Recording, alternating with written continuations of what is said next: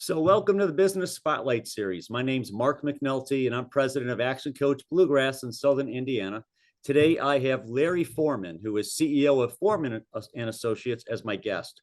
We're going to be talking to Larry about his business, his journey to business ownership, his challenges, best practices, and share a peek into what it's really like to build and operate a business.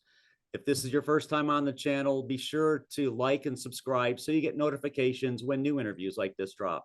So welcome, Larry. Thanks for having me, Mark. How are you? I'm doing great today. Thanks. So, to kind of kick us off, tell our listeners a little bit about you and your practice. Sure. So I started my practice back in 2013. It's the year I graduated law school. Before that, I was a major in philosophy. I went to the University of Louisville undergrad, University of Louisville Law School, back to back. I was what they call a traditional student. I think they call it K through JD. I learned that term recently, as a matter of fact. And I did something very unusual, something that most students graduating with their JD and passing the bar, getting their law license, don't do. And that is I hung up my own shingle right out of the gate. No real mentor at the time, no real structure at the time, no real business knowledge. I mean, I had the basics of the law. And of course, we all know in law school, they do not teach you how to run a business or unless you take some courses on it, which I did, and how to draft motions and all of that. So you kind of had to learn all of that on the fly, but that is everybody. But yeah, I took the risk. I started my own practice on October 4th, 2013, right after I found out that I officially am licensed to practice law in the state of Kentucky. Okay, awesome. So what's your current role in your practice? You probably, like all owners, you probably wear multiple hats, right? Of course. I am, I guess it would be CEO, CFO, and CMO, Chief Marketing, Chief Executive, and Chief Financial Officer. Those are my primary roles. I manage the firm. I manage our associates and our of counsel, obviously on a limited basis. And my primary day-to-day is salesmanship. When clients call, I am the third line of defense. First, we have our answering service. Our answering service picks up the call and they vet the information. So just to make sure it's not a solicitor or it's not somebody just trying to sell stuff or whatever. I guess that would be a solicitor. Or just somebody looking for something unrelated to law. Maybe they got the wrong law firm. So we don't spend our time with people who we have absolutely zero interest to talk to and who have zero interest to talk to us unless they are trying to sell us something, in which case it's one-sided. And then once we have the basic details of their case, they're passed on to our case manager, Stephanie Kelly, and she is actually a licensed practicing attorney. She's a licensed non-practicing attorney. She just got tired of the gig and she wanted to be in the law field. She wanted to remain in the law field. So she helps us. She's our case manager. That is her official title. And then for the month of February, I will tell you this, Mark, for the month of February, we actually did a promotion. Just so happens this interview is happening during our promotion month. Because February, kind of like any restaurant, any bar who on Tuesdays will have happy hour that maybe extend a little bit longer because business is really slow on Tuesdays. Business is really slow in February for us. So I decided in order to cast a wider net and to talk to more people, I am doing free consultations for the rest of the month of February.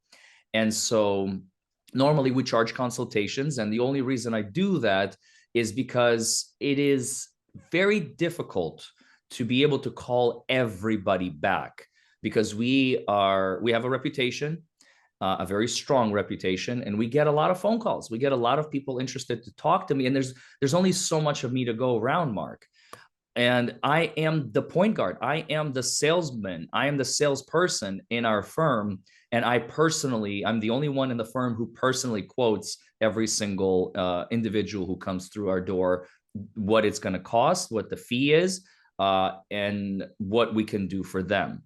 So consultation fees simply allow us to be able to realistically handle the volume that comes through our door. So February, I will say, has been very difficult because I'm talking to 100% of the phone calls coming in, but I don't regret it. It reminds me of days of yore when I did have to do that, and I would have 17 phone calls in the morning and I would have to return them in the afternoon as 17 more came through. A very difficult task, but very doable. And it's a good reminder. Let's just put it that way. Oh, awesome. So I know as a law firm, you're not allowed to specialize in anything. Correct. However, you have areas of focus. So I want to come back to, I know you come up with a way to deal with that specializing. And I want to come back to that. But first, share what are the practice areas that you focus on? We focus on 3 areas: DUI defense, criminal law generally, and personal injury car accidents, and some wrongful death. Those are fairly rare, thank goodness, because that means a death has occurred, but it's a subcategory of our personal injury part of our practice. So I actually have 3 separate business entities. They're all under the umbrella of Forman and Associates. Each one has their own website. So if you go to formanandassociateslaw.com, FORMANANDASSOCIATESLAW.com, there are 3 links to 3 separate websites. LarryFormanLaw.com, which is our DUI guy website. This is the specialty focus area, whatever you want to call it, on DUI law. Then we have the misdemeanor and ticket clinic. That's the general criminal, misdemeanor, felony, etc. cases. And we have the car crash guy. That is the new one that I branded about, I want to say, I started it like 5 or 6 years ago, but I didn't start aggressively marketing it until a couple of years ago. So our commercials are everywhere. People may have seen them, and it's the "want more cash when you get in a crash" type, very memorable jingle. It's easy to remember, and we're hoping that will eventually bring in a lot of clients who need help in that arena, because we are very good at what we do based on our client reviews. Awesome. So tell me a little bit about how the DUI guy came about. So the DUI guy, as most good ideas, are stolen. I did not come up with him. I did. So as I already alluded to this in the beginning of this interview, during law school, I took a course, and it was called Law Practice Management, taught by a guy, I think his name was John Adams. It was a very apt, very American name. I'm pretty sure that was his name. He was our professor. And he was a practicing attorney. I think still is, as far as I can remember. I kept in contact with him a little bit. But anyway, he taught us a lot. But the one thing that I really, really took from his course is something that he called a competitive marketing analysis, I think is what it's called. Where basically you find your competitors and all that. The long and short of it is, Mark, here's how it went down. I wanted to stand out, and I didn't know how to do it. The word brand, as a 25-year-old, I was a K through JD student, so I was always school. I never worked outside the family. I like to joke around that I never made a dime outside the family, which is true. I never had to want for anything. I always had a bed, I always had food on the table, and I always had a roof over my head. Those were the 3 things that were always provided to me. So I never wanted for anything. So I was able to build a practice that maybe one of the reasons I was able to plunge in, with negative $100 and whatever $1,000 in debt and build a practice out of nothing, is because of that. My parents allowed me that opportunity. My family allowed me that opportunity. So, sorry, I forgot what the question was. The DUI guy. DUI guy. Thank you very much. So as I started doing the competitive market analysis, I found 2 things. Actually, before we even get to that, I found through the American Bar Association, because I was doing a lot of research back then, trying to figure out like, what am I going to specialize in? Because back then I wanted to do white collar crime. And I realized that's a really hard, really difficult area of law to break into, because these are millionaires, multimillionaires. They're not going to hire a fresh grad out of law school with no experience under his belt and a resume devoid of like, he worked for the Department of Public Advocacy. He worked for a judge. He clerked for this judge. He worked for the Commonwealth Attorney's Office. I mean, I had nothing. I had nothing to offer in that arena. It was all criminal stuff. And so I realized I need to do something. And how do I stand out? So I started figuring things out. The first thing I noticed, the American Bar Association has a list, and these are their own words, not mine, a specialty types of areas of law. And they have IP lawyers who specialize in IP work, trademark law, white collar crime, et cetera, et cetera. And on the list, something that I completely never expected was DUIs. In 2008, the American Bar Association, was 06 or 08, the American Bar Association called driving under the influence. Some states it's different. You have OUI, operating under the influence, right. DWI, it's all the same thing across all 50 states. And they said, this is a specialty area of law. And I said, what? Why? There's no robbery on the list. You don't have I'm the robbery guy. Well, probably not the best way to brand yourself. I'm the robbery guy is not a lawyer you probably want to come to, because he'll open your wallet, take your money, and not represent you on your case, I suppose. But short of joking around, I mean, there were no other specialties. Maybe murder was one, but even the American Bar Association did not recognize that as a specialty type of law. And you can look this up, and it blew my mind. So I started doing research. I found the DUI man in Florida. There was the DUI dude in Texas. He went to prison, but that's another story. I found the DUI guys, plural, in California. There was another DUI guy in Wisconsin, I believe, one in Ohio, one in Georgia. And I'm like, wait a minute, is there one in Kentucky? Search. There is the DUI guy in Kentucky. And we're not in competition with one another, even though the DUI guys trademarked, the California folks, they trademarked their name, I think in 2006. I can't remember when it was exactly, but because I was not in competition with any of them, I could brand within the Commonwealth of Kentucky and practice and use that brand. And nobody came after me and said, you are not allowed to, like some lawyers I could mention here in town who tried to brand and steal brands from others, and they got hurt by it and had to change their brand. I mean, my day may come, it may not. I don't know when that day, if and when it does come, I will simply rebrand. I have no qualms about it.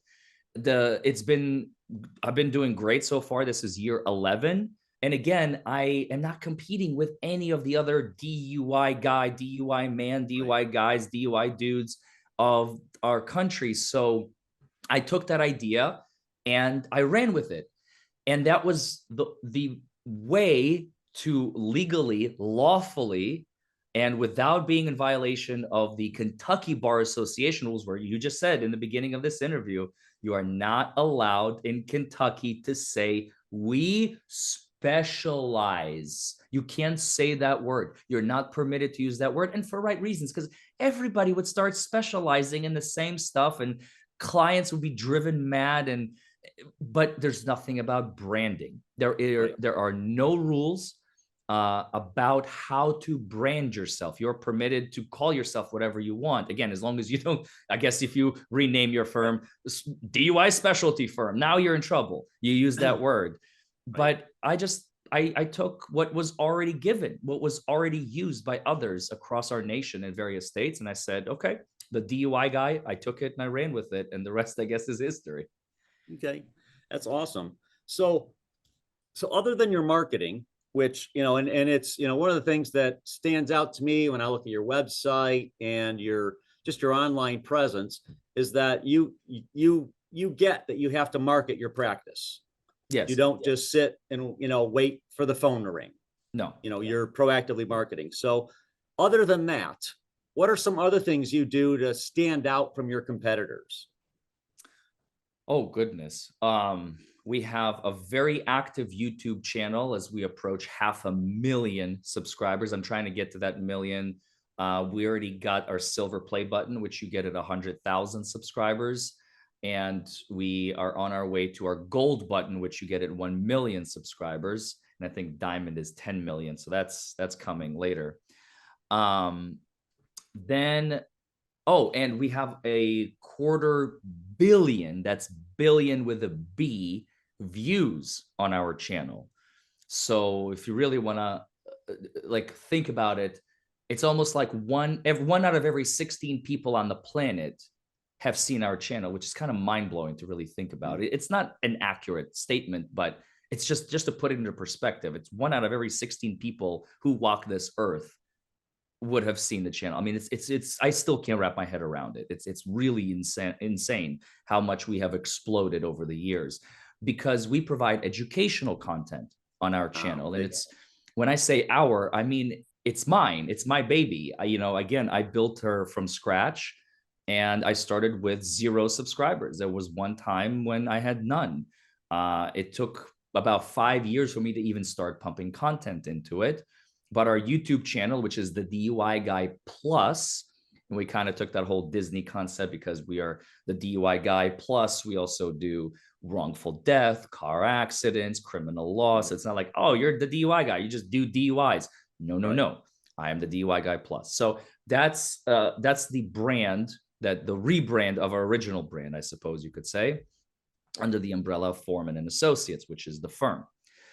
Now, we also have a TikTok channel under the same name with 64,000 subscribers. We have a Twitter, now X, page with 1/8 of a million followers. So it's like 126,000, I think, is what we're at now. Those are the primary 3. And then, of course, we have a Facebook page. We have a Twitch account. For those of you who don't know Twitch, it's mostly people playing video games, playing music, or just chatting. And then there were Instagram and all those, but like these collectively, we have like 10,000 across 4 different platforms. So our big 3 are YouTube, TikTok, and X. Okay, so that's on the marketing side. So, which is a lot, and you've done a lot. I've seen your YouTube channel, and you've got some great educational material on there. So what about the delivery of services? You've got I see some great reviews, testimonials from happy clients. What do you do to stand out as, practicing law firm? I make it a mission, and I teach every single associate from the first second they come on to the firm and begin working as an associate for Forman and Associates, as a junior associate.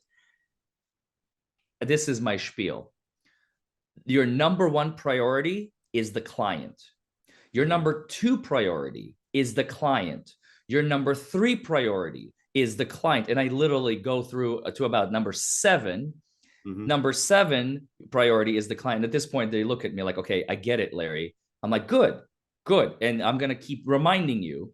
And number 8 is like, making sure that the rights are protected. Then you go to like everything. So, and then, of course, the last one is the firm, making sure the firm is protected, because it's, of course, on the list. Right. But the reason I make that spiel is because it's very unfortunate how many attorneys don't realize that the only reason they have business, the only reason a client is walking through the door, is because the client believes you are there to help them. And if you don't help them, if you don't prioritize the needs of the client, like for instance, you know what the number 1 bar complaint is in the United States of America, Mark? No. Communication. If I had to guess, that probably would have been high on my list. I always thought it was money. He took my money and he didn't do the job. That's number 2. That's number 2. Number 1 is he didn't return my calls. He didn't return my texts. He didn't return my emails. I came to the office. You wouldn't see me. I'm like, that's insanity.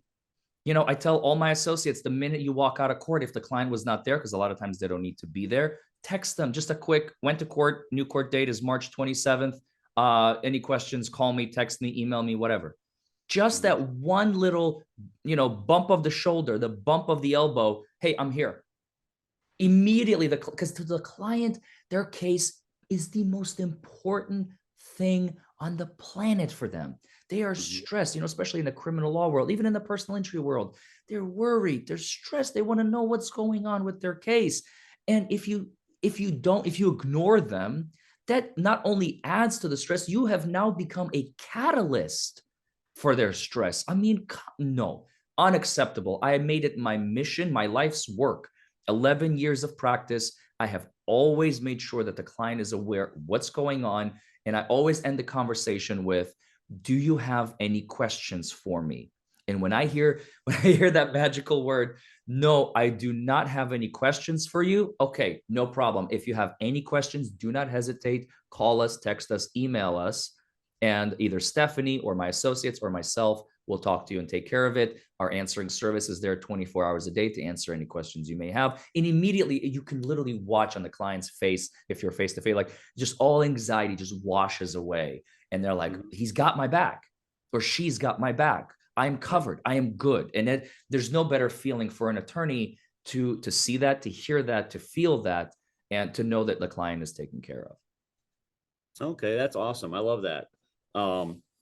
Service is just sometimes seems optional in your field. So sadly, it's good. So tell us about your team. You told us about a couple of your team members. Kind of tell us about, the rest of your team.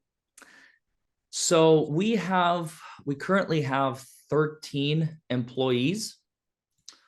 I always have to check because sometimes it changes. We had a lot of different shifts recently. We had, I always like to joke because we had a couple of clients call in and they're really frustrated because they were in communication with the former associate of ours who left and went to go do whatever. We had a couple that just went to become prosecutors, within the last 6 months. I can't control them. They do what they want, but the client texts them and they're like, hey, so when's my court date? And they're like, well, I left Forman and Associates. You'll have to get in touch with them. And then they call me frustrated, like, well, I was told that. Why am I getting a new lawyer? Sir or ma'am, you are not getting a new lawyer. You're getting a lawyer within the same firm. They work for me. And I like to joke. I tell them, if I could control people, I think I would be a trillionaire. I would not be practicing law. So, I mean, people go and do what they want to do. So we did have a lot of, and it just it was like a domino effect almost, 2023, we actually we are down 3 associates in like 6 months. And, I take things very personally because I hand select every associate. I always like to joke that if your interview does not go at least 90 minutes, you are not even a candidate to being hired. My interviews are very lengthy. My latest interview, as a matter of fact, was almost, it was over 150 minutes long. It was 2.5 hours. And to me, it's like, that's normal. I don't see a problem with it. That means and of course they were hired. I was interested and I had a lot of questions. So we had I can tell you, as far back as July 2023, I actually had 4 associates, technically 3.5. One was part-time, but 4 associates, 1 senior associate, 2 associates, and 1 junior associate. Well, the part-time left then in July or August, I think it was August. And then another one decided to just randomly quit. And I was like, okay, we can balance, we can manage. And then in January, just last month, just a month ago, I received an email of a 3rd one. He's like, I'm also out. And I'm like, now I started stressing because I realized, and this is what I've done over the last 3 weeks. I came back to the practice of law. I'm driving all across the state because I need someone to cover as our new associate is learning. I love to throw her to the wolves if I can, but we have some other things that we have to sort out before she can practice. Right now, I have 1 associate. So I don't know if you've seen that scene from The Office. There's an episode where Dwight Schrute wants to get his assistant to the regional manager. And Jim it says at the beginning of the episode, he goes, watch, by the end of today, I'm going to make Dwight Schrute his own assistant to the regional manager. And at the very end of the episode, Jim basically is like, Dwight, think about it. You're the only reasonable, who's the only one who can do this? And he's like, by God, you're right. And then at the end, Jim is like so proud of himself. He goes, I just made Dwight Schrute his own assistant to the regional manager. And that's me right now. I am the associate of Forman Associates and being Mr. Forman, because I have to fill in the gaps. So sometimes, February has been a little tough. I'm not going to lie. Definitely one of the toughest months because I haven't been actively doing the traveling and because we travel to all 120 counties in Kentucky. And now we also do Indiana with our newest associate. She's licensed in Indiana. Oh, okay, great. We also do immigration. I forgot to mention this, by the way. I have 2 associates and they're both have a decade's worth. They have combined 20 years worth of immigration experience. Okay. So I need to start reminding myself to say that more. Mm-hmm. But anyway, yeah, so right now it's a little tough, but we have counsels that always help us. We have, I have my publicist, our maintenance, we have our shorts editor. I'm not talking about the shorts that you wear, of course. I'm talking about like TikToks and all that long form content, long form videos. I showcase my courtroom trials. I am very transparent. And this is one of the biggest selling points of our law firm because I don't know a single lawyer in the country. I am the only lawyer that I know of in the United States of America and possibly the world out of 8 billion people who actively shows literally my jury trials to the public. The jury trials I try, win, lose, draw, if it's a mistrial or a hung jury. I'm very proud of my victories. I'm equally proud of my losses. I learned from them. And I don't know anybody else who does that. And that has been a very big selling point because when you carve a niche market, it draws people in because first of all, you're entertaining. I have had just this past week, I remember somebody called and said, Larry, I've been following you for years and now I'm in trouble. Can you help me? Because I'm from Kentucky.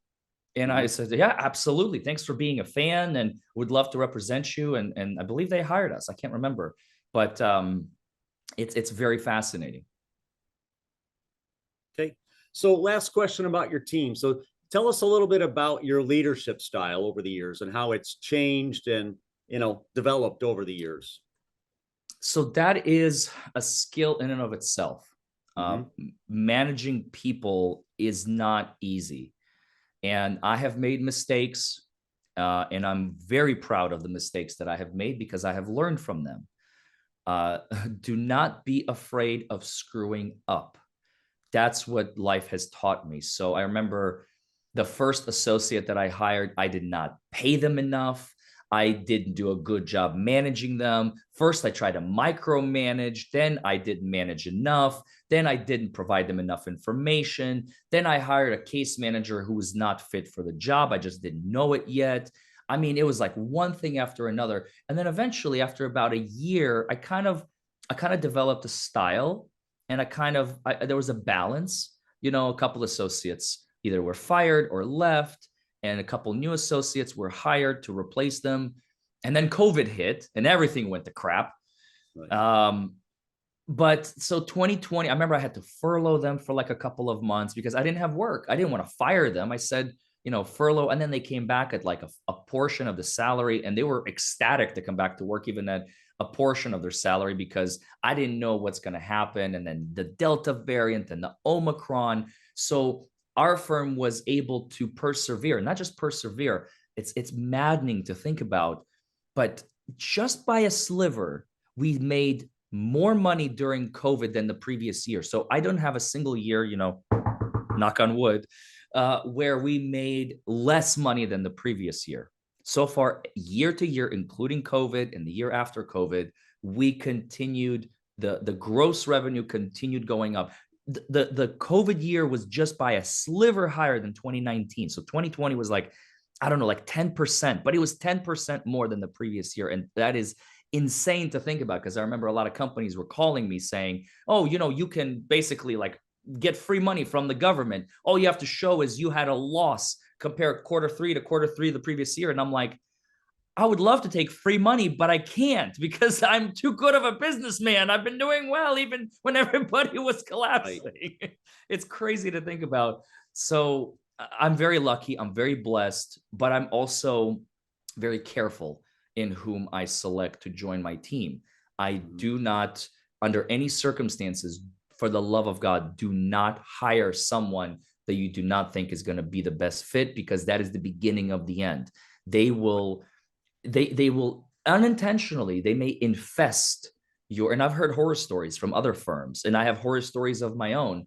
They will infest and infect, and it's like a virus that starts spreading. And if you don't catch it, it will start poisoning. It will poison clients. They'll try to poison other associates, try to bring them to their side. And now you have, the last thing you want is to start clashing within your own camp and having to fight with your own associates to get things done.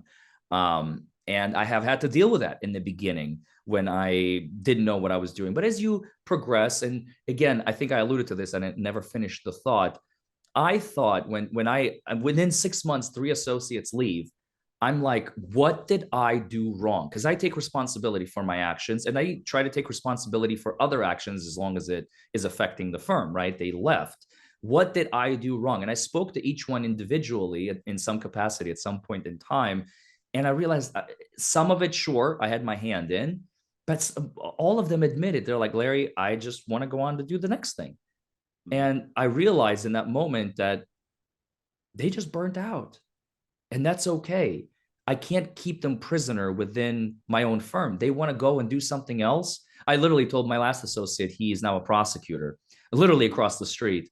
And I told him, I said, you're going to survive for 2 years.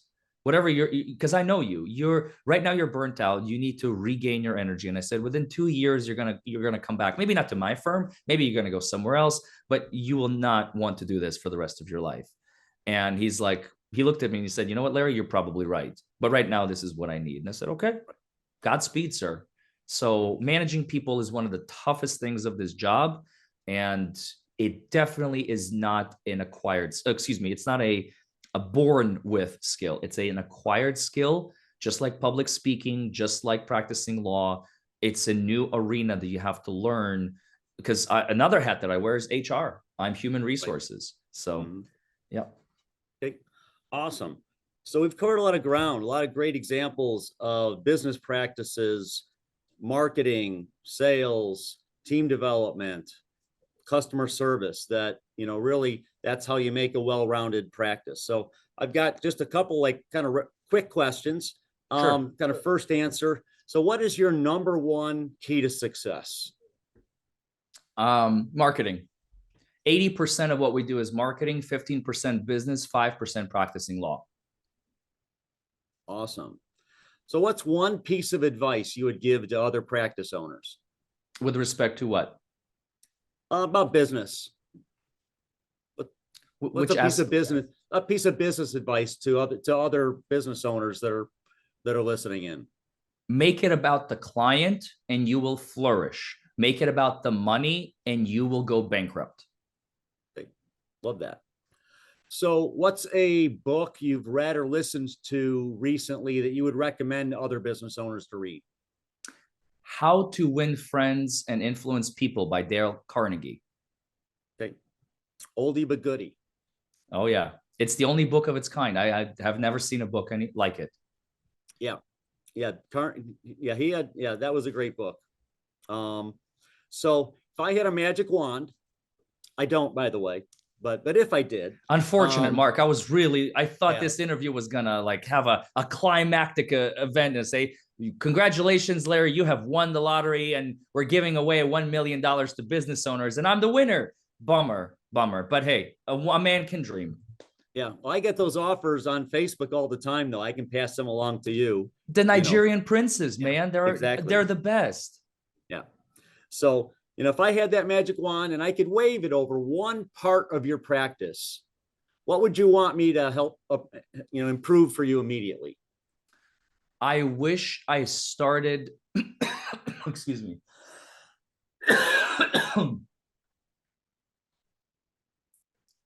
Let me try again. If there were one thing I would want to improve. If you could wave a magic wand, I wish I started advertising and telling people that we do car accidents much earlier than when I did. Right. That would have Right. brought a whole lot more business to our firm, I believe, and we would have been much more successful. But hey, you can't have it all. Right. Okay. So before I get to my very last question, so your YouTube channel, where should people go to find you on YouTube? Just Google the DUI guy plus with either the plus sign or PLUS. You can't miss us. We are on YouTube. We're on TikTok. We're on LinkedIn. I think I actually forgot to mention that. LinkedIn. We are on Instagram. We are on X, formerly known as Twitter. Right. We are on Twitch, which is not very active. And we are on Facebook, which is also not very active. But we're on every single social media, maybe with the exception of Threads, which I don't even know if that thing is successful, but whatever. Yeah. Okay. Perfect. All right. So last question. So what inspires you the most right now? People. You want something more specific? No, you want to elaborate on that? What is it about people that inspire you? I think people as groups are very dangerous. When people start assigning themselves into groups, can be very dangerous. They can be also very magical. But what I'm talking about are people as individuals. Never cease to surprise me, because a lot of times this is my favorite thing to do in the world. And this happened more times than I can tell you, Mark. I will tweet something or, X something, post something on X. Yeah. I will be live on YouTube and be talking about something, or we'll be streaming a trial. We'll be, sometimes I'll go live for 5, 6, 7, 8 consecutive hours. If there's a trial, of interesting trial or hearing going on, such as, the Murdaugh issue that came out recently, or the Murdaugh trial, the Johnny Depp trial, that was a huge one. Somebody will come in and they'll start debating and saying like, Larry, you are stupid. Like, what you're saying is stupid. This is not correct. Let me tell you what it is. Haters, trolls, we call them. Haters, trolls. And I will ask them, I'll say, I used to just block these people back in the day, years and years ago. Biggest mistake I ever made. Now I open up a dialogue. I'll say, okay, Mr. Nobody, talk to me. Why do you think I'm stupid? Well, you're stupid because blah de blah. Oh, I see. Okay, so do you disagree with blah de blah, or does blah de blah bother you? And they'll start conversing. No, it's because blah de blah is da da da. And I'll be like, no, that's not correct. Da da da is not exactly blah de blah. And they'll go, okay, well, I disagree with that. Okay, why do you disagree? And it's just a dialogue begins to happen. And all of a sudden, a hater becomes a fan, because I embrace their negative opinion. I embrace, and sometimes we will agree to disagree. They'll be like, well, I believe the government is always right, and I love the government. And Larry, the DUI guy, will say, well, don't trust the government. The government is bad. The government is dangerous. They will lie to you and da da da. And now we're both like, okay, we agree to disagree, but you know what? I respect your opinion. And when they see that arm, the extension of the arm, grab my hand, a lot of times they will grab it and they'll say, you know what? You're cool. No one has ever done this to me before. And I just liked and subscribed to your channel. And they will leave a comment like, this dude is the real deal. I actually had that happen about a couple of weeks ago. And it was one of the most fascinating. And now they're a fan. And now they've been in several other streams. And they're just like, hey, everybody, how are you all doing? When the first thing they said is, you all are idiots and you have no idea what you're talking about. That's the same person. It's mind-boggling. And people never cease to surprise me.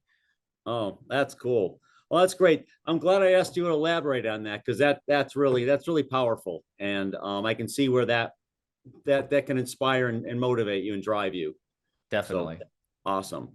Well, great. So thank you so much, Larry. So, ladies and gentlemen, this has been Larry Forman. He's CEO of Forman and Associates. He's shared a lot with us. I recommend that you watch this a couple times.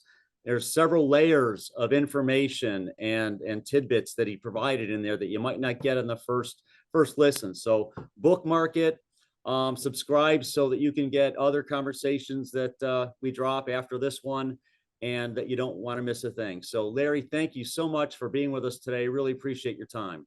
Absolutely. Thank you for having me, Mark. I had a lot of fun. I hope I was able to, as I like to say, I think it was Johnny Depp's quote, and I really like it.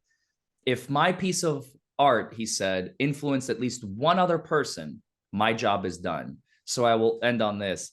If my interview with you has inspired or influenced at least one other person in some capacity, then our job is done here, Mark. Awesome. I love that. So thanks again. And ladies and gentlemen, we will see you on the next interview. That's all for now. Bye. Bye.